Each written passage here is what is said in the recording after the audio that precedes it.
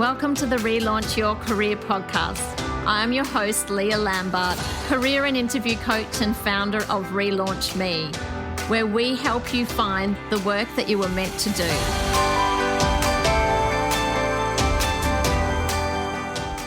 Put the record button on. So, we'll just see how we go, Soph. Good morning, everyone. I'm Emma Hodgson, and I am thrilled to be taking over today as host of the podcast. I'm one of the team of coaches at Relaunch Me, and I'm based up in Sydney on the beautiful Northern Beaches. And today I'm interviewing my lovely and passionate and warm friend and celebrant, Sophie Coombes. Welcome, Sophie. Thanks, Emma. It's great to be here and chatting with you today. Thanks for having me. Excellent. So now, Soph, you also live on the Northern Beaches of Sydney, and I know that you have a passion for ocean swimming and really make the most of living in this beautiful area. So have you been out swimming this morning? Sure I have. I love an ocean swim to start the day off, doing the South Staying to Shelley Beach and back. Nothing better than that to get, the adrenaline's get going and get in the right frame of mind. So, I have swum this morning, so I'm on fire. I'm not kidding. Gorgeous. Excellent. I want to hear more about that. No. Now, it actually struck me that it's International Women's Day today. And yes. To me, you are an example of a woman who has successfully navigated a number of career changes. So I'd really love to delve into some of those careers and those transitions now. You're a marriage celebrant now, or I think you do celebrations of all sorts, which we will come back to. But you actually started off doing an economics degree at uni. So I'm curious, is that something that you were particularly interested in doing? No, not at all.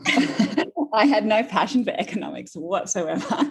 I missed out by a couple of marks to get into physio. Sport. I sort of had a big passion for sports and thought sports psychology, sports physio would be a great sort of career for me back then when I was finishing school.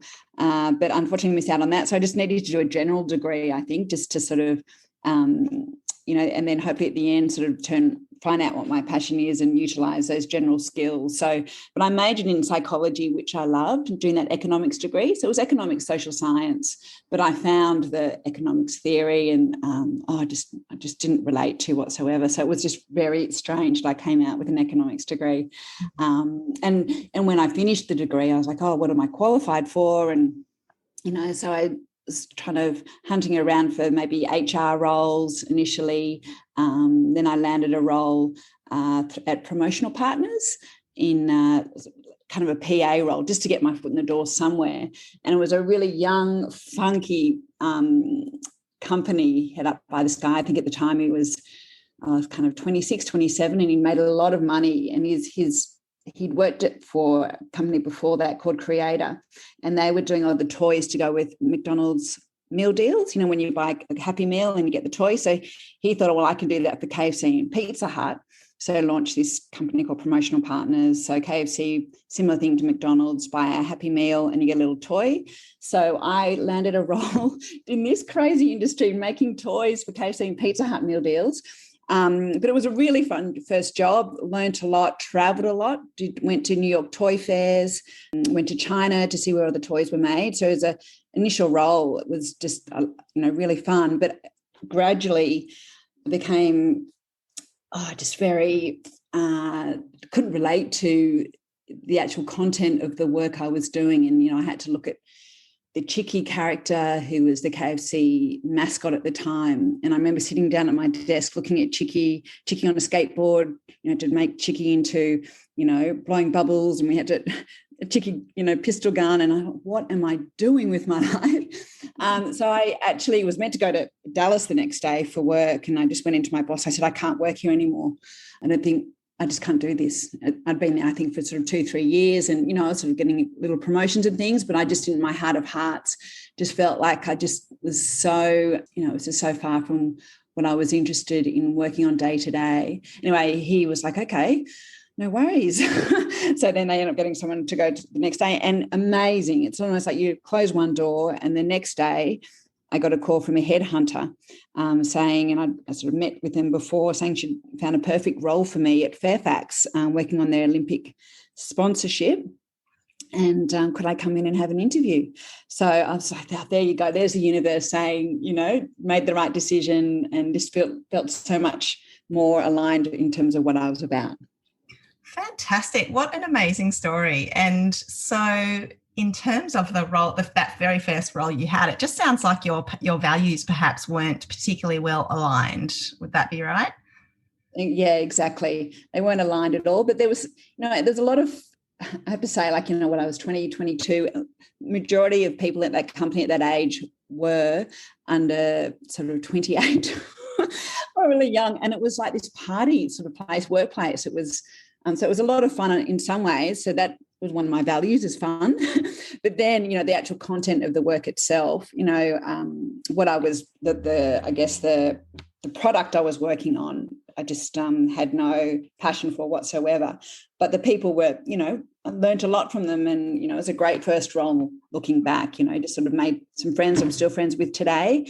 But, I think when I knew it was time to move, I just had that gut felt instinct that I needed a change. So just always been trying to listen to that instinct and then act on it. Wonderful. And so then it's amazing the timing, that you decided to resign one day because you really felt like, even though the atmosphere was great, the people were great, you really weren't sort of aligned with the products. And I can see that, in you, Soph, being such a fit and healthy person, that perhaps fast food wasn't quite you. So tell me about the headhunter. This is someone that just came and approached you. Yeah, so, I told her a bit about my background, which was a lot in, at Palm Beach, doing the life saving and swimming and sport being a huge area. Also love of, sort of journalism and writing and things. So this role came up at Fairfax, was specifically created for their sponsorship for the 2000 Games. They created an Olympic marketing unit. And I met the team there, and then got the role, I think, the next week, and started, pretty much the week after that. And it was amazing how that all turned out. And it was, again, a wonderful, amazing place to work at Fairfax. One level, you've got the journos working 24 hours a day, covering the latest news. And at the time it was Australian Financial Review, Sun Herald, Sydney Morning Herald, or the mastheads, and they all had their own marketing teams, editorial teams. They had the graphic design team. So it was just, you walk into the lift and, the number of faces and people there, it was just this huge buzz creating this news of the day. Wonderful. Loved being part of that.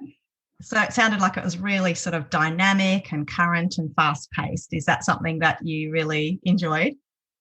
Loved it. I mean, the content of the work there was looking at the sponsorship. So I was in charge of looking at, we had to fit out all the journalists with gear for them to wear when it came time to report for the Olympic Games. So I had to work with SOCOG, the organising committee, and they had all these rules and regulations about the logo, where you can't put it, what colours, etc.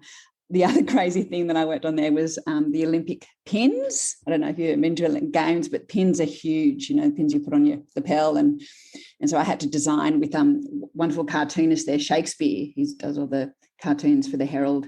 We came up with these really fun Olympic pins, just specialised for Fairfax. So part of my job was selling these pins, and crazy pinheads would come and all hours a day and request these pins, which later on became incredibly valuable. So I was looking after the Fairfax Olympics merchandise. But the problem I had when I was working there was I kind of loved the people side of things and dealing with all sorts of areas within Fairfax, but I'm probably not the best on detail. And my role at the time required a fair bit of detail, looking at lengths of logos and, analysing where exactly it should go, the embroidery should go. And unfortunately, it wasn't my expertise. And my boss at the time, it was very much her expertise, and she became quite frustrated, I think, with my lack of awareness around this. And, we sort of clashed a bit, and I found it quite uncomfortable, her managing style versus, my sort of style of work. And then became clear that perhaps it wasn't the best, fit for me. And a lovely man who worked there at the time, an in-house psychologist called John Smart, took me aside and said, oh, look, just seeing how you're going, how you're finding things. And, I just shared with him, how I was feeling. And he very plainly did a wonderful graph and just said, look, this is your type of personality, extroverted, feeling, empathetic. And this is your boss's type of personality, which is more introverted, analytical, very, very fine detail. And said, you two should never work together. She won't get where you're coming from. You won't get where she's coming from when you'll just clash. So no wonder you're feeling like this. And then he said, this is a finite role. Obviously, when the Olympics are over, the Olympic unit will be, everyone will have to find a new job. So, maybe you should start thinking about what you might like to do outside of this. And then he gave me some homework to do over the next week. And I had to write down 5 times in my life when I'd felt the most excited and the most happy and the time when you just filled with joy and feeling like you're really yourself. So love doing that exercise. That sounds so interesting, Soph. And look, I think all the listeners can really take something from the experience that you had there at Fairfax, both in terms of considering, who you are in terms of your personality. And this is something we delve into a lot in our career coaching session is to help people understand themselves and then therefore what kind of work is going to suit them based on their natural kind of strengths and personality traits. But also that exercise that you did about writing down the 5 times in life where you have been most excited. So did that really help you as a tool, if you like, a career navigation tool in terms of helping you to work out what next for you?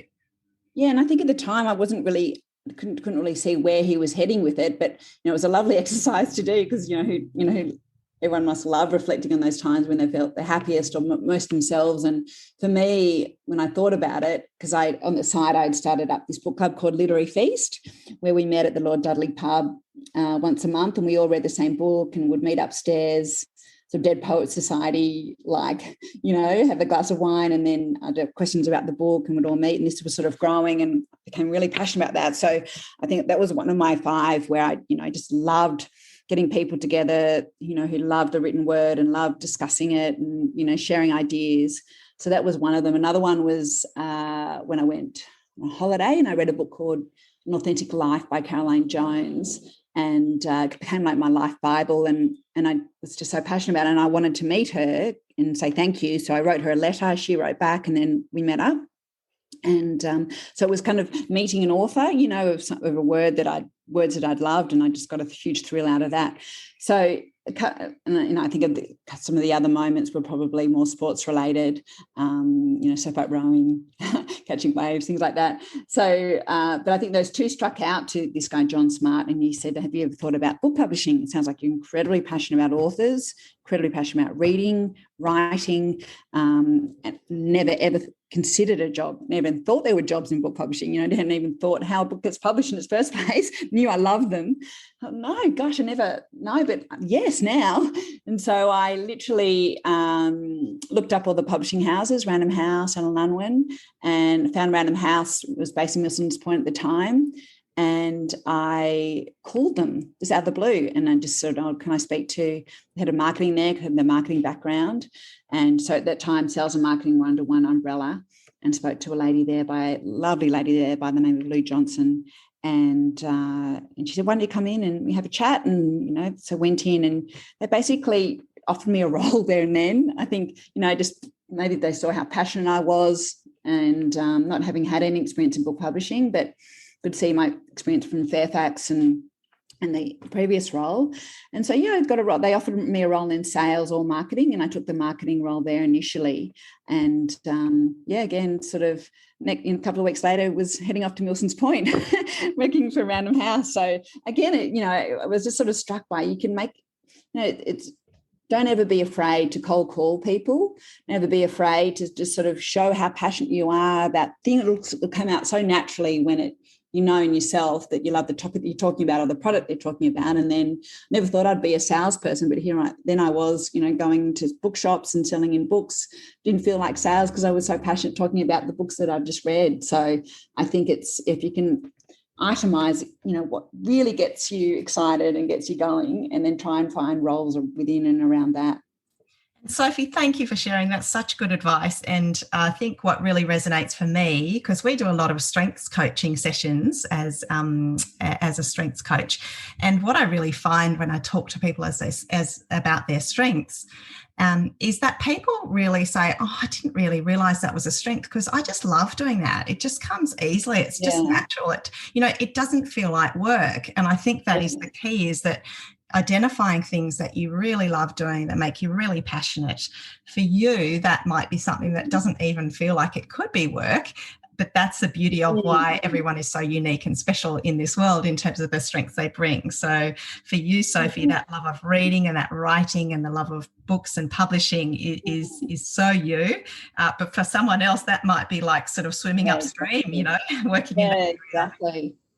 Yeah, exactly. And, it's funny, when I worked there, I just, found all the people there just could relate to and just loved, we would sit around a table or reading the same book. It was like a book club, 24 hours. So, we'd all read manuscripts and then work out whether it was worth publishing or not, and the excitement when you tell the author it was going to be published, and then going to the book launch and then seeing the shop. And so it was, working from, from manuscript stage all the way through to, seeing it in bookshops. And the people, they're so passionate about it. I mean, it's not the highest paying role because actually a lot of people want to get into it because it's so beautiful, such beautiful work. Loved my time there. And so I was there for, I think, 4 years, and in marketing, then sales roles. And then I found another role at Allen and Unwin with Lou Johnson. She'd since moved there, the lady I first had that interview with, and ended up heading over there as a national account manager and they were doing all the Harry Potter books, and, very exciting time there as well. So it sort of extended the publishing work for a few more years, but for a different publisher. Okay. And Sophie, it'd be really great for the listeners, I think, who are interested in publishing, just to understand a little bit more about what types of roles there are in publishing, if you could talk a little bit more about that. Sure.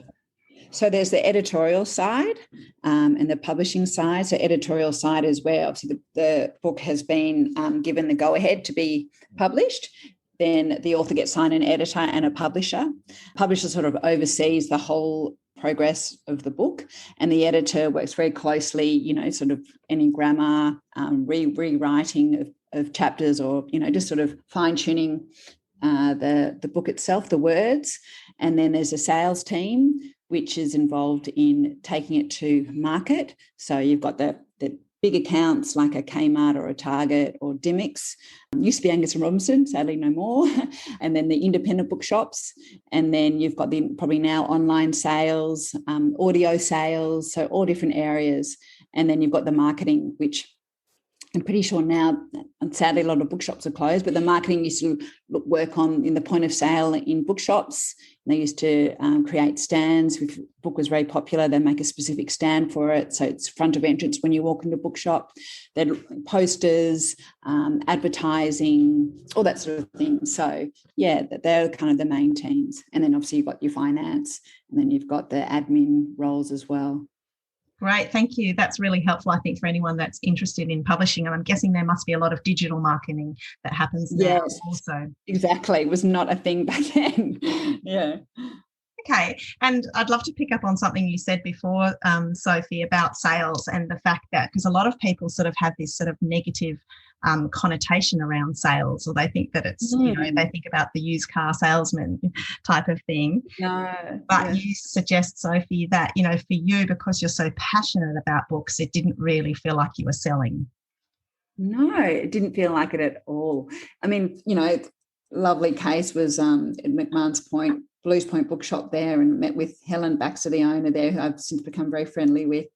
And we used to sit on her couch, maybe have a glass of wine every now and then, and we would just chat books. And you say, oh, yep, I love that, 24 of those, and, and then on to the next book. And, it was like again, like a little mini book club, just chatting about books. And obviously there's some I weren't that aligned with, probably the more business type books.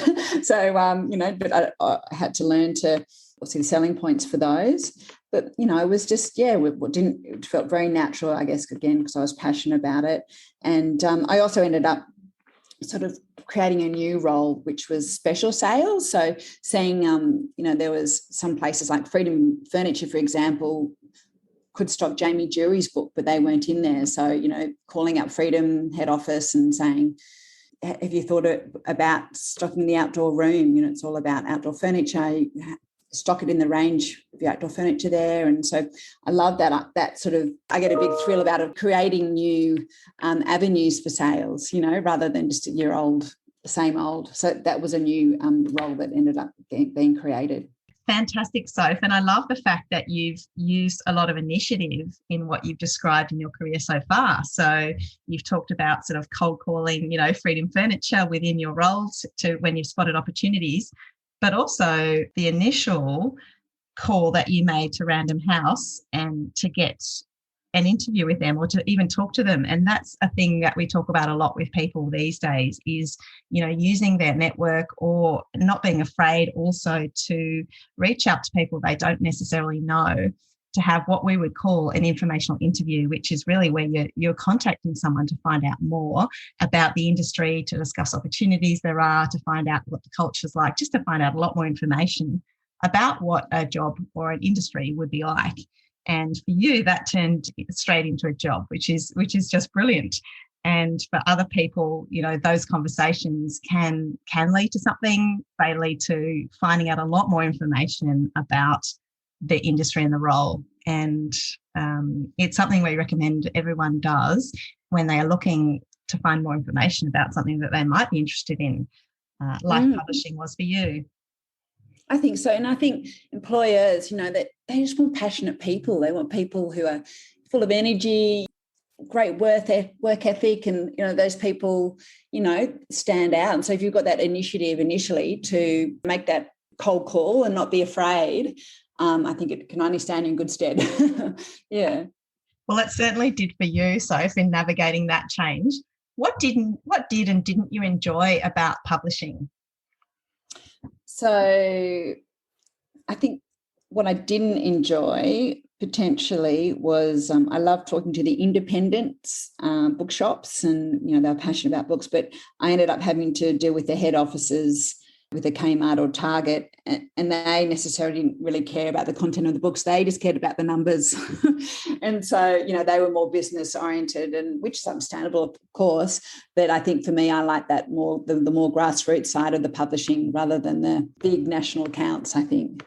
But, there wasn't much I didn't love at all. I mean, all the people that work there are just beautiful and passionate, and they're not for the money, they're there for the love. So, yeah, I loved it there. It was great. And I think I ended up then looking for a new role, because my role at Allen & Unwin was on those big national accounts of Kmart and Target. And I just sort of felt, again, maybe that feeling inside, it's time for a change. And I was reading the newspaper at lunch one time, and I saw an ad in the paper for a non-profit group called Reach Out. And it was interesting, when I was actually at Promotional Partners, I did some volunteer work for the guy by the name of Jack Heath, and he'd started Inspire Foundation, and I was particularly interested in psychology and background at uni, and just helping young kids. Suicide rates were rising, and I just wanted to sort of do something in community. And I had met Jack Heath way back then, and we organised some talks to local schools in the area, North Sydney, and I went along with him there. Anyway, and I just saw this ad for Reach Out, and I thought, oh, that's Jack Heath. And so again, just sort of called up straight away. So I always think the universe sends you signs. I hadn't read the paper probably for a while, and suddenly this came up, and oh my God, it's a sign again. So next thing I was having interviews with him, and there was a role there that was created. And since all that time I volunteered, they'd grown and expanded and doing more and more programs helping young kids. And I just felt again very aligned, and felt like I had another couple of interviews, and then I got that role there. So it was time to sort of leave the sales role and head into the non-profit world for a time, and almost recircle back that psychology background that I loved, and love working with young people as well. Never worked for a nonprofit, but again, the values, Jack Heath is Buddhist and had wonderful Buddhist values in the workplace. Again, lovely young team, and just made that transition at that time. I think, after probably about 8 years in publishing.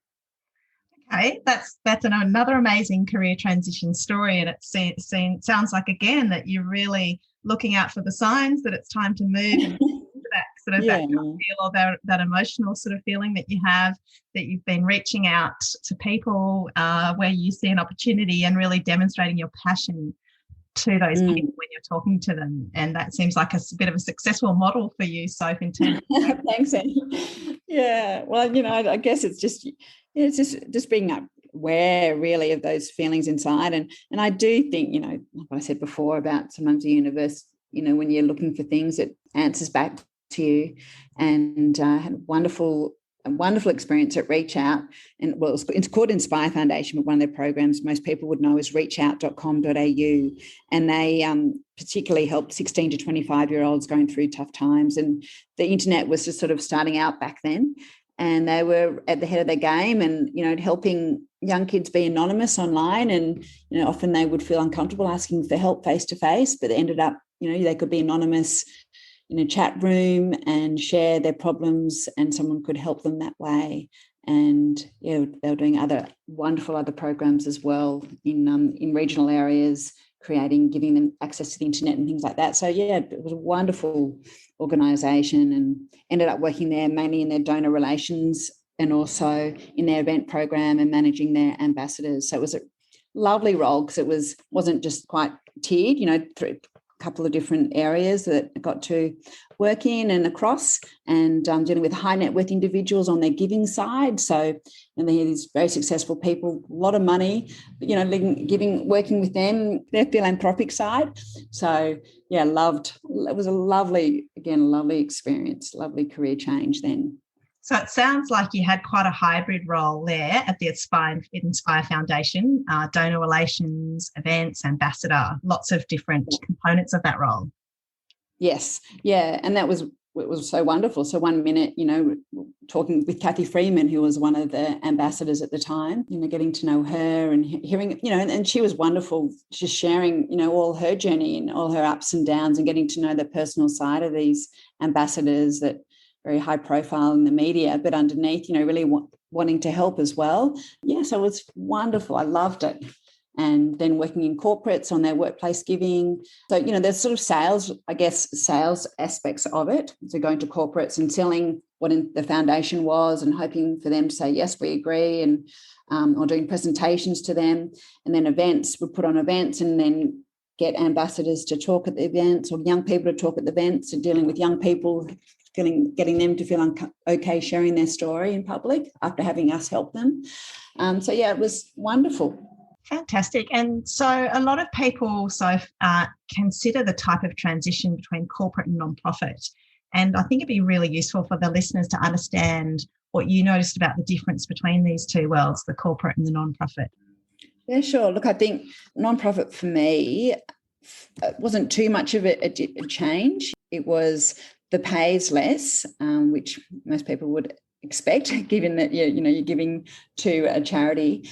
But I think I found the non-profit groups, the values are a lot richer. So, for example, Jack Heath, incorporated the value of, we got reflection leave on top of our holiday leave. We would get a week as well that was paid, and we had to go somewhere on our own with no phones, and we would have to meditate, do yoga, write, read, just to enhance our spiritual side.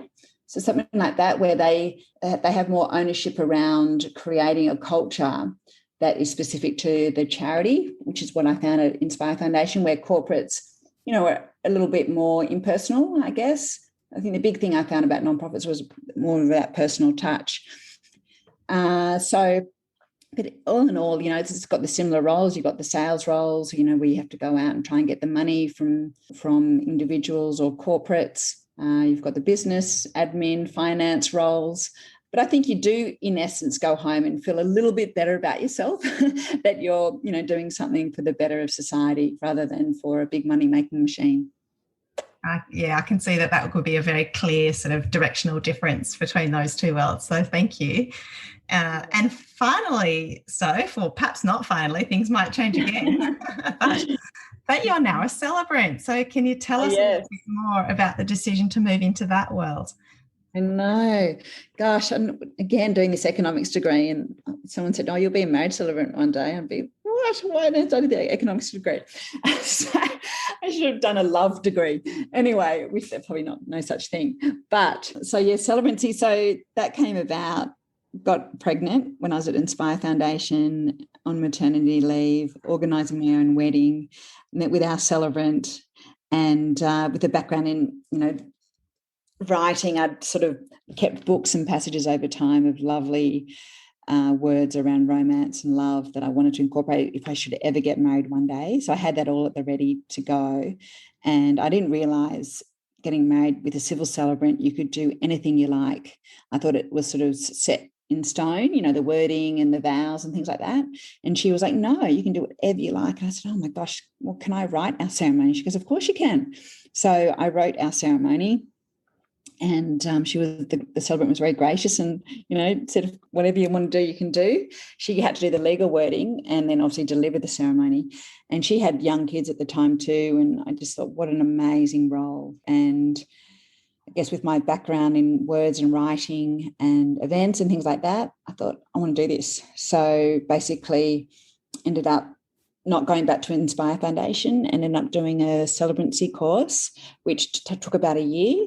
So you do sort of face-to-face 3-day weekend, and then there was so much work that you had to do from home, so many assignments. You had to do occupational health and safety plans of your home. They make it actually really hard. A lot of people pull out because I think it's a really highly coveted role, and I think that, a lot of people just go, "This is way too," they're just asking ridiculous things. So you just sort of ploughed through that, having a little baby on my arms. And then it became, celebrant it was 2009, 2010, I think, 2010. So, and then been doing that now for the last 11 years. And and again, it doesn't feel like work. It's an amazing job. So I meet up with couples in a cafe or wine bar, I have them at home. I hear about how they first met. I ask them quite personal questions straight up. What do you see? What was it about this person, every other single person, the being that you want to spend the rest of your life with, and getting to the crux of their love story, and then putting that into words as a celebration in front of their family and friends, and getting creative, trying to incorporate guests in the ceremony if they want to. It's really all down to what the couple want to do. Some couples just want short, sweet, done within sort of 10 minutes. Others happy to go on for a little bit longer, incorporating readings or different rituals. And it's lovely because every weekend you're traveling to somewhere beautiful. It's often by the beach or in a vineyard, under stars. Every ceremony is different and unique according to the couple and what they're about. And so again, it's sort of, I guess, I look at it, it sort of incorporates my writing. So I'm writing real life love stories, and then it's presenting. So I did a bit of presenting when I was at Inspire Foundation and getting up in front of crowds and talking. And then, so it's not too much admin or detail, which is great. To have to do the legal paperwork side of things, but the majority of it is face-to-face, relate and connecting with people and making them feel at ease on the day, and hopefully just sending them off into married life in the best on the biggest high that I can. I love the sound of marriage celebrancy, Soph. You sort of convinced. I think you'd be a great celebrant, Min. I think you'd be amazing. I love what you've said there, Soph. It sounds like such a wonderful place to be for you, and knowing how warm and passionate you are, and the way that you have with words as well is such a great combination. Are there any considerations for someone that would like to get into this sort of field in terms of, the work-life balance, or any other considerations that people should be aware of if they want to consider this as a potential career? Yeah, sure. And the majority of work is weekend, so Friday, Saturday, Sunday. The good thing about it is you're normally only there for like an hour beforehand setting up, and then the ceremony is 40 minutes and a little bit afterwards as well. So it doesn't take too much of the chunk of your weekend, but majority of it is after hours work, because you're meeting with couples after their work face-to-face when you do their paperwork. You get to write your ceremonies during the, obviously working week. So if you've got children, it's very flexible, but just keep in mind that you might need to get someone to help mind them, your other half, whilst you're doing the wedding, but it doesn't take up too much of the weekend. So, look, I think it's a wonderful role for mums, for anyone wanting part-time work. And I think anyone that just, is a big romantic and loves meeting people, loves chatting, loves creating celebratory feel and delivering it, on behalf of a couple. And I think it's whenever I've done a wedding, I get often people coming up to me and going, "Oh my God, you got the best job." I said, "Yeah, I know. How did you, they often, how did you, I never thought about this role." And when I first went into it, I thought you had to be married for sort of 40 years to have that marriage experience behind you to be celebrant, but not at all. I think, as long as you obviously show, genuine interest in the couple and care about meeting their needs and what they want from the day, you can't really go wrong. Great. That sounds wonderful. And I think some of the listeners would love to know about sort of how you go about building the business and how you find clients, or how do they find you? Yeah, sure. So initially, we did the course, I said, "Look, you'll be lucky if you get 7 weddings a year, 5 to 7 weddings a year." I'm like, "Well, how on earth can you make that feasible for yourself?" And I just didn't take much heed of that. So, look, I think my first one was a good friend, M. Scott, was my first wedding, and then it's just like a word of mouth. So once you get a few photos, and I built a website. So the website was big. The fact that I made a career change kind of on my personal Facebook page. So sort of got the word out there through friends from school or old friends from work. And before you know it, people are recommending you. Also knew a few photographers, wedding photographers for family friends. So I asked them if they would kindly recommend me. So again, probably took 2 or 3 years, and then get up to, it wasn't long until, I was sort of doing 50 to 60 weddings a year. Amazing. That's a big leap from the 7. Yes, thank God. And then, do a few baby naming ceremonies and some funerals as well, some life celebrations. Been doing a few more of those lately. But yeah, look, I think what's lovely too is, you get to meet a family, a couple, and then you might do their brother or sister, lovely couple. I ended up doing quite a few of their friends, but then her mother died, and so I took her funeral service. So you get to see them again, because often that's a sad part. You meet these lovely couples and then you think, "Oh, I'll never see you again." Or what's lovely too is you might bump into them, down at the beach, and it's all very exciting to see them again. And then, obviously you have the Instagram page.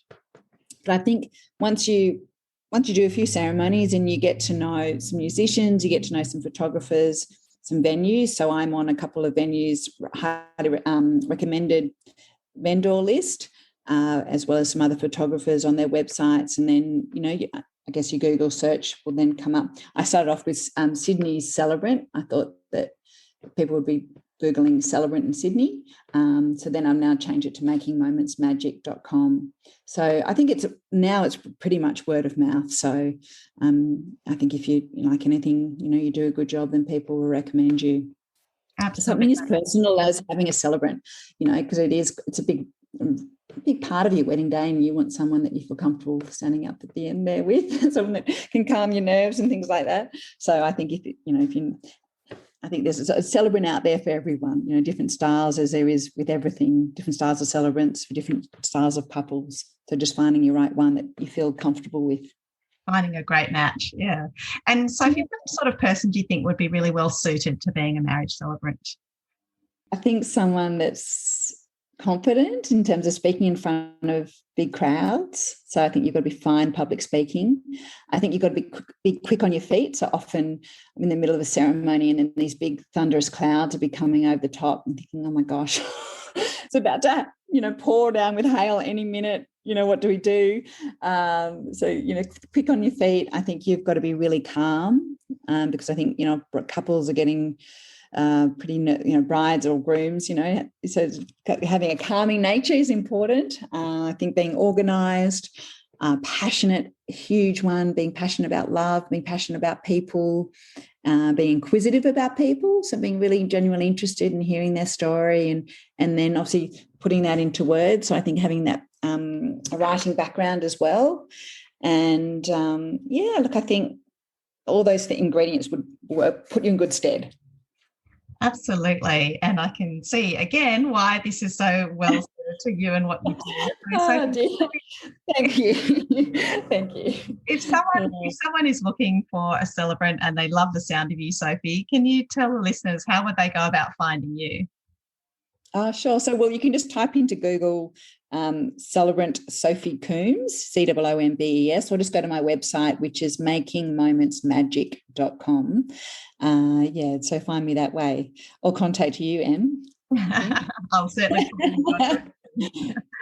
Look, Sophie, thank you so much. Thank you for that. Oh, absolutely. Sophie, thank you so much for your time today. It's wonderful to hear about how you've ended up in something that suits you so well, but also to understand all the career transitions that you've had along the way, and to learn a little bit more about publishing and sales and marketing and all sorts of different roles that you've had both in corporate and in nonprofit. So thank you so much for your time today. Oh, it's a pleasure. I think too, something for the listeners to maybe look up, which I've always held quite close, is Steve Jobs' address. And he talks about, you look back in your life and you can see, you can almost do a dot-to-dot diagram, where things have led to other things and then led to another things. And you don't maybe know it at the time, but then if you look back and you think, okay, well, when I volunteered that time at Reach Out, who would have thought then I'd be, working there? So I think, just being really open and, just trusting, that those dot to dots will all make sense, even if though you don't maybe feel it at the time, but later on you look back and go, oh, that's why that happened. So if you look up Steve Jobs' commencement address and the dot to dots, I can highly recommend everyone to have a look at that. Thank you so much. That's a great resource, especially for someone who might be feeling like the experiences they've had to date, they're wondering, how on earth will this ever serve me well in the future? And there may be a really good reason why those things have, do serve you well in the future. So thanks so much for sharing that. Well, no worries at all. Well, thanks, Em. Okay, have a great day and we'll see you soon, hopefully out in the ocean swimming. I hope you enjoyed this episode of Relaunch Your Career. If you did, please subscribe, share with your friends, leave a review, or connect with us on social media at Relaunch Me Career Consulting. If you have any questions about the episode or the work that we do, then contact us via the website relaunchme.com.au. Thanks for listening. Have a great day.